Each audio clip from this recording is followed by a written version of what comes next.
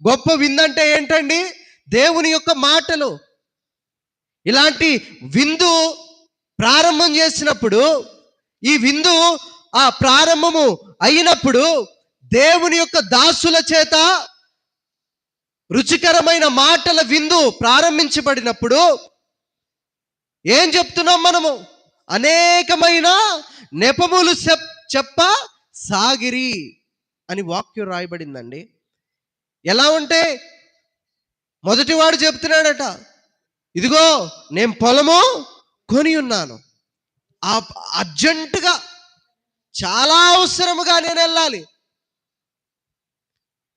ఆ పొలం కొనిన వానితో నేనుంటే ఇలా మాట్లాడేవాడిని, నీవు పొలం కొనటానికి ఆ డబ్బు ఎక్కడిది? నీ పొలం కొనడానికి ఆ కష్టము ఇచ్చింది ఎవరు? నీవు పొలం కొనటానికి ప్రాణాన్ని నిలబెట్టింది ఎవరు? మరి ఆ రీతిగా నిలబెడితే నువ్వు పొలం కొన్నావు, నిలబెట్టిన వాణిని నువ్వు మర్చిపోయావే అనేసి నేను అడిగేవాడిని, నేను ఆ దాసున్నైతే.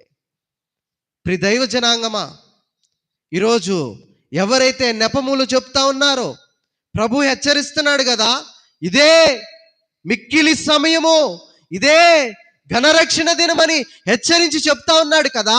ఏ సాకులతో దేవునికి దూరం అవుతా ఉన్నాం? దేవుని యొక్క కోపము రగులుకుంటుంది. జాగ్రత్తగా. దాసుడు చెప్తా ఉంటాడు, ప్రభువా ఎంతో ప్రార్థన చేస్తున్నాను, ఇట్లా గొప్ప విందు లాంటి ఆరాధనని మేము ప్రారంభం చేస్తా ఉన్నాం, మరి ఈ రీతిగా సాకులు చెప్తా ఉన్నారు అనేసి ఆ దాసుడు చెప్తే ఆ యొక్క యజమానుడు ఏమంటున్నాడు? ఆ ఇంటి యజమానుడు ఎవరు అంటే ప్రభువే.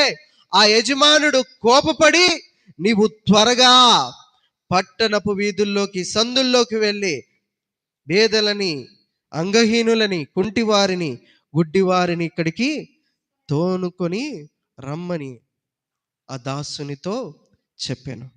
ప్రియ దైవ జనాంగమా, ఈరోజు ఒకవేళ అనుకుంటున్నావేమో, నేను వెళ్ళకపోతే దైవజనులకి జరగదండి, నేను వెళ్ళకపోతే అక్కడ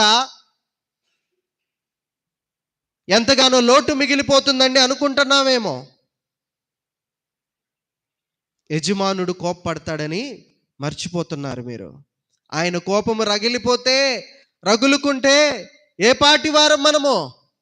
ఆయన ఇచ్చిన సమయాన్ని ఆలస్యము చేయకుండా, ఆయన మాటని ఆలస్యము చేయకుండా, నిర్లక్ష్యము చేయకుండా ఆయన వైపు తిరిగితే ఆయన భోజన పంక్తిలో మనం కూర్చుంటాం ఆయనతో పాటు.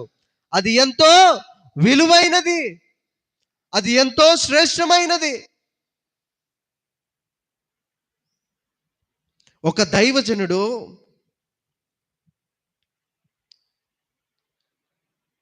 ఈ రీతిగా మాట్లాడుతున్నాడంట, అయ్యా ఆ పెద్ద చర్చి కట్టించాడంట ఆ దైవజనుడు. కట్టిస్తే ఒక ఆయన అంటున్నాడంట, అక్కడ విశ్వాసులు కొద్దిగానే ఉన్నారంట. అయ్యా అంత చర్చి కట్టించావు, చర్చి అంతా ఖాళీగా మిగిలిపోతా ఉన్నది అనేసి ఆ దైవజనుడితో అంటే ఆయన ఏమన్నాడో తెలుసా? Every empty place in church, empty place in heaven to.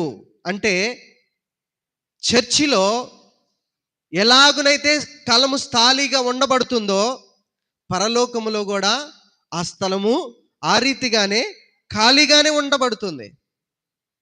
అంటే దాని అర్థం ఏంటంటే, ఇక్కడ మన ఆత్మని ఆ స్థలములో, దేవుని యొక్క స్థలములో నింపుకొని ఎంతగానో మనం దేవుని వైపు తిరిగితే ఆ యొక్క స్థలములో ఉన్నవారే పరలోకంలో ఉంటారు.